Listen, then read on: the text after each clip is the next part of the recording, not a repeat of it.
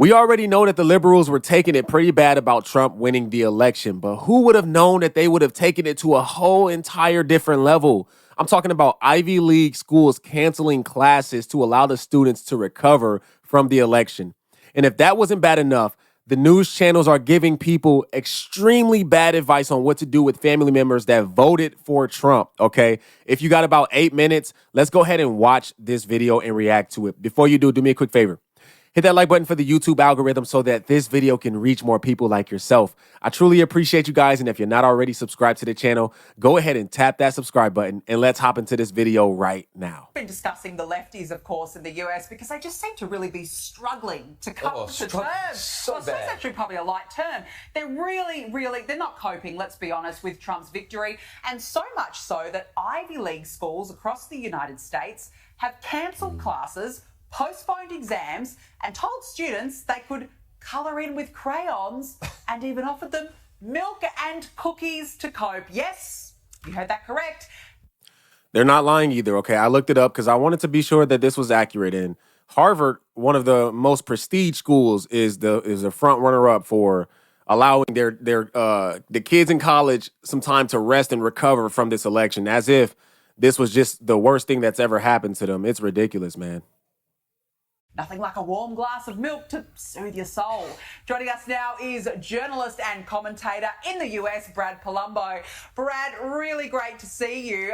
The Ivy League, really good to see they're putting this billions of money that they get every year to good use to help students with this difficult time.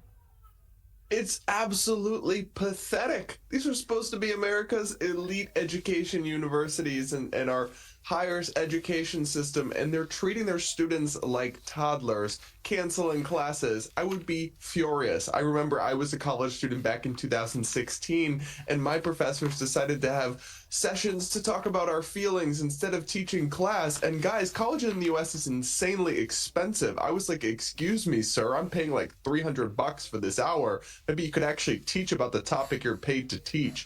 I think if you're a professor and you're unable to do your job because you're just so adversely affected mentally by an election not going your way, you need to get a grip and maybe go back to teaching kindergarten rather than full-grown adults. It's condescending and it's pathetic, but it's so just emblematic of the cultural rot that's turning American elite institutions into an absolute joke.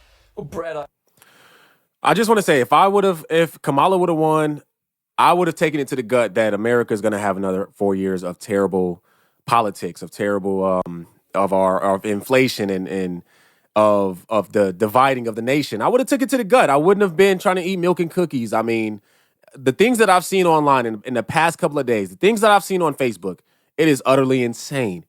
It really shows just how crazy and how like whiny and how childish people in America are, man. It's insane. you've said, but the lefty meltdowns, they just haven't stopped. This woman, for example, seems genuinely troubled.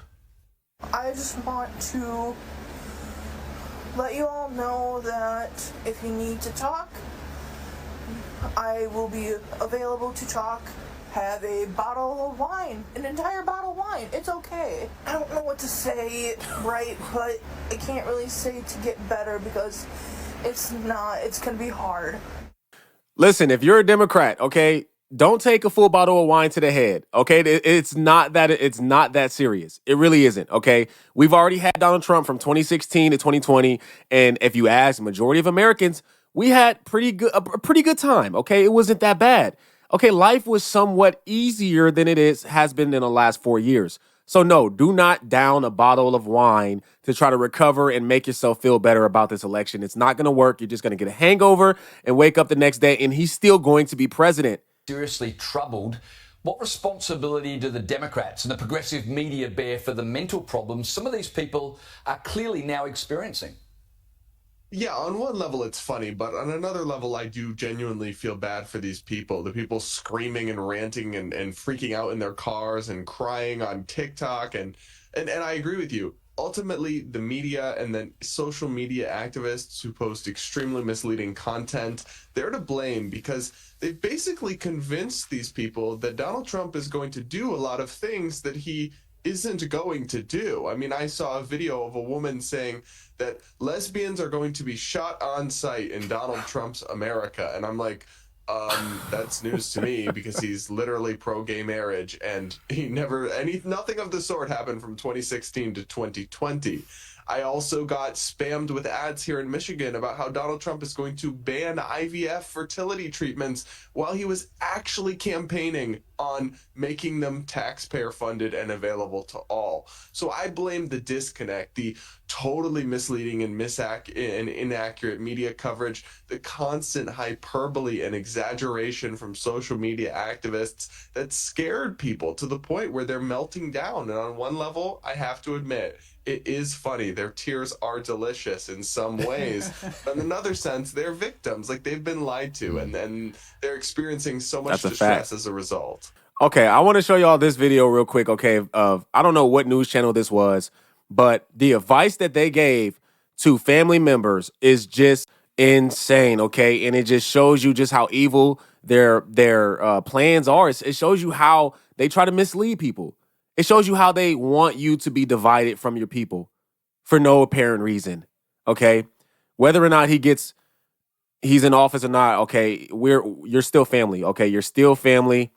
People voting for Trump and people voting for Kamala, at the end of the day, you're still family. You have to stick together, okay? You have to.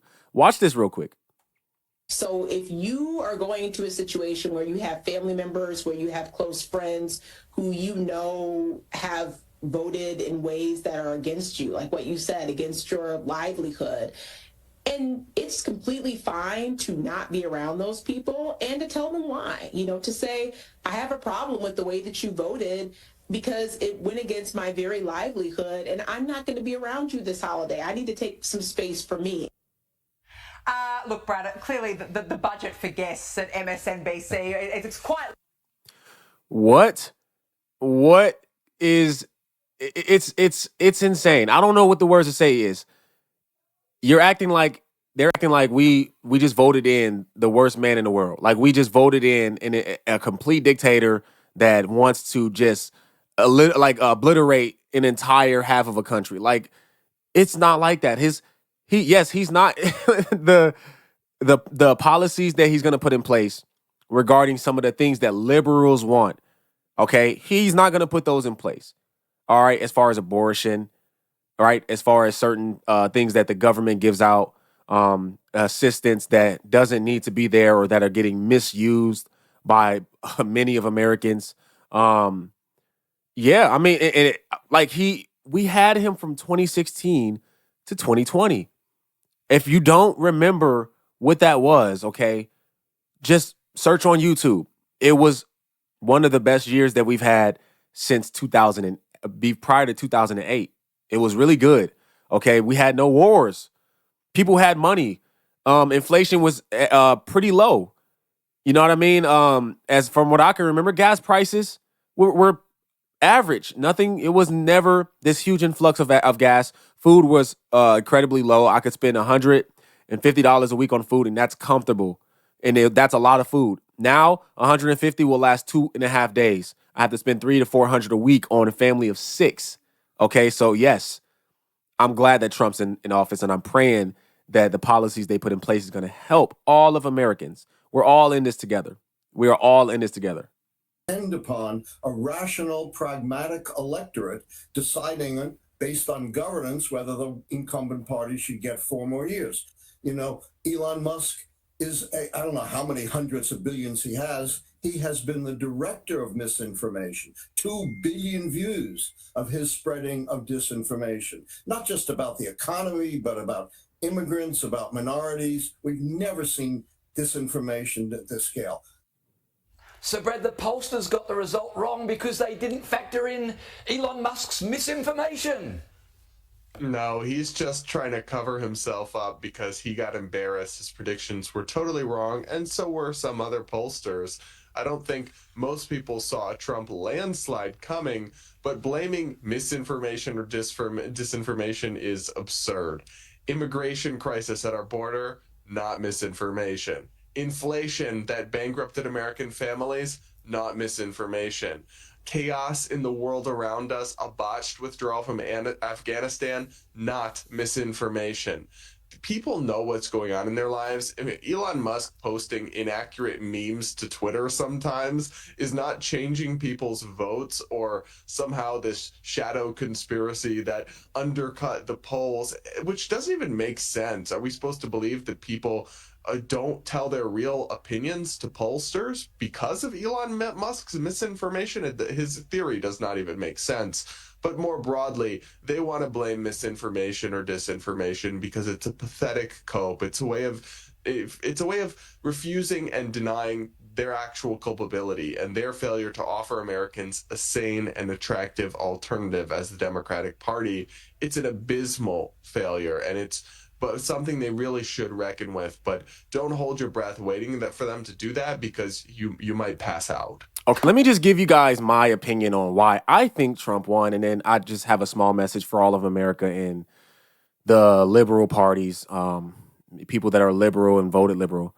Okay, Trump went on to, I seen 3 different podcasts, and these were over an hour long, unscripted, and they asked him questions about his plans. They asked him about the future of America, the problems in America. They asked him about different things, his family, and everything was unscripted. And he was honest. Every single podcast that he went on, whether it was Joe Rogan's, whether it was Dave Ramsey's and Andrew Schultz, every podcast he went on, he was the same guy. And that's one thing that struck me. And I'm like, this man right here, he would have to be incredibly smart to be able to remember these same words and how he said it and how he felt. He would have to be incredibly smart to remember these on these unscripted podcasts, 3 different podcasts that are over an hour long with people asking him random questions. Or he's honest. and it came to a conclusion that he was just honest. Okay. I don't know the percentage of Americans that are Christian, but there's a large percentage of Americans that are Christian. Christians tend to vote more conservative because of the fact that we believe in certain values that the liberals think that they should be able to use.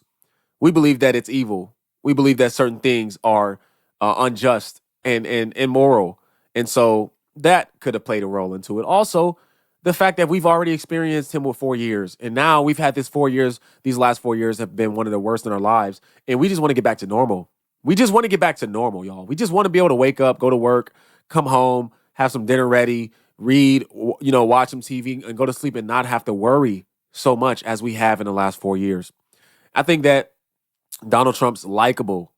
I think he's very likable. I think that he is kind of cunning with the way that he says things that could be taken the wrong way, but it makes you laugh. And then, so it's just so many different things about him that Kamala and Joe Biden and the Democrats could not fulfill. Maybe if Obama ran for president for a third term, it would be a different scenario, but it would take somebody like Obama to compete against somebody like Trump.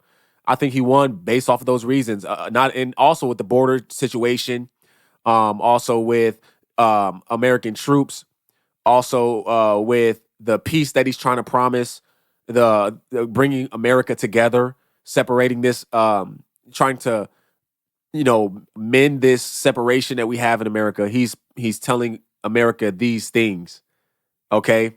And people trust him now. And so we'll see what happens in the next 4 years. As far as the liberals, if you voted Democratic Party, listen, it's not the end of the world, okay? It is not the end of the world. We are still in this together. We're Americans. We're family, okay? If you're a Democrat and you're a Christian, we're all part of the body of Christ. And it's not the end of the world. You don't have to shun your family for this vote. If you're shunning your family for this vote, it's because there's a policy that you don't agree with. And 9 times out of 10, it's probably abortion. It's probably the women's rights. And honestly, that's a whole crazy scenario, okay? Because we can go on that one all day, okay? But it's not a reason to shun your family. Don't listen to their advice. It's evil, okay? Look, let me know what you guys think about this video in the comment section. If you're new to the channel and you like what you see, I encourage you to hit that subscribe button and hit the post notification bell so you do not miss another video. All right, my name is Aaron Page. I'll catch y'all on the next video. Until next time, I'm out.